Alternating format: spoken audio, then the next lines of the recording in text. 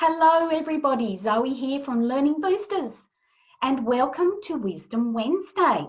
Today's Wisdom Wednesday is all about giving you some encouraging ways to help your child who has dyslexia.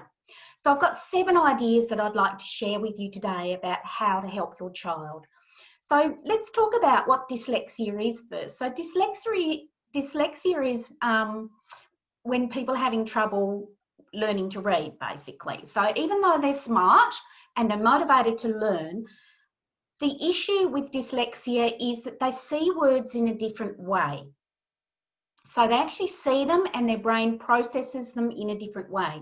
So the words can look like they're dancing on the page or moving around on the page. So it's really hard for them to focus on being able to see clearly as to what is happening on the page and what the words actually are. So the words will look like they are even upside down or they're half letters. For example, they'll have difficulties with P's and B's and Q's. So there's an area in the brain that actually deals with language processing, and in a dyslexic person, this area is basically has been interfered with.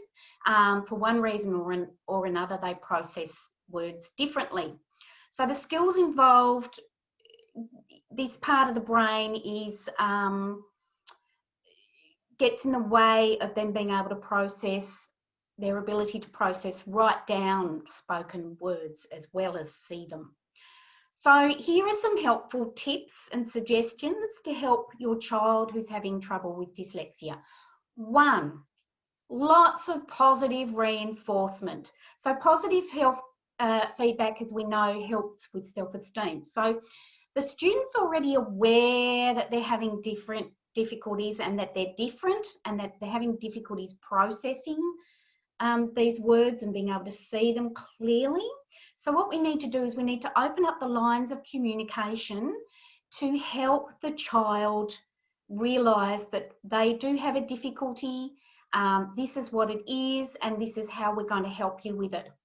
So in some cases, deep down, they really know that they're capable of learning, but that they're just having a few difficulties. They're not sure what's going on.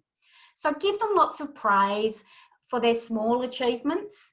For example, you did a great job, well done, woohoo, you worked really hard, because students with dyslexia are actually working harder than other students because they're trying really hard to process these words, what they look like, and try and see what they actually look like. Number 2, please don't ask a dyslexic person to read out loud. Getting them to read out loud will just embarrass them. They're likely to misread words, stumble over the words, or even mispronounce some of the words. So that's number 2. Don't ask a person with dyslexia to read out loud. Number 3, dyslexic students are not lazy. People with dyslexia, as I said a moment ago, they're working extra hard and they tend to produce smaller amounts of work. Because they're working extra hard, they're trying to get things done like all the other students around them are getting them done. And they do have difficulty staying focused with their reading, writing, or even listening to some extent. Remember, that part of the brain processes these things differently. 4, copying words from a board or out of a book into another book is hard for dyslexic students. So give them a printout of directions or text, but suggest they highlight the important areas. So I'll get to highlighting in a minute because I've got a little tool that is going to help the student as well. Rather than reading, get the student to listen to audio books. Number 6, instead of writing, get the students to type on a computer or a tablet. That can help quite a bit with that processing part of the brain. Number 7, use apps to make learning, reading and writing fun. So there's quite a few apps out there that you can go and have a look at and see which one's best for your child. So I was talking just a moment ago about a little tool that will be able to help your child with processing words better. When the child actually sees a full page of text, so I've got a little book here, so Albert Einstein by Bill Condon. When a student sees words like this, a full page of words, they can actually freak out a little bit, which is a bit of a shame really, because they want to learn to read and they want to have some exciting adventures with reading. So I've designed this little tool here.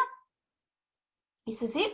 It's just got a slot and it actually brings out that part of the text that they're actually on. It helps them to concentrate better on the actual reading and where they're actually up to as well. So with my blog, look out for my blog on 7 encouraging ways to help your dyslexic child. This little download will be free for this template. And what you do is you actually cut around the outside, then you laminate it, and then you cut out the middle bit. They can also use it as a bookmark. So, you know, you haven't got kids going, oh, what's that you're using? That's strange. They can actually use it as a bookmark in the book that they are reading. So, because most kids with dyslexia know, as I said, they're different and they want to almost hide the fact that they are different. So use it as a bookmark as well. So look out for my blog. That's going to be coming out really, really soon. If you can't find it, look on my website, www.learningboosters.com.au, and look for the blog that says 7 encouraging ways to help your dyslexic child. This will be an attachment. Please pop in your email and it will be sent to you via email, and then you can download it and get your child to use this because it works. I've used it with quite a few of my students. I hope that has helped. Please contact me. I have a free 15-minute call. Again, go to the website and contact me there. Also on Instagram, so instagram.com/learningboostersmentor. I hope to hear about the encouraging ways that you're helping your dyslexic child to learn to read and write. I'll speak to you soon. Bye.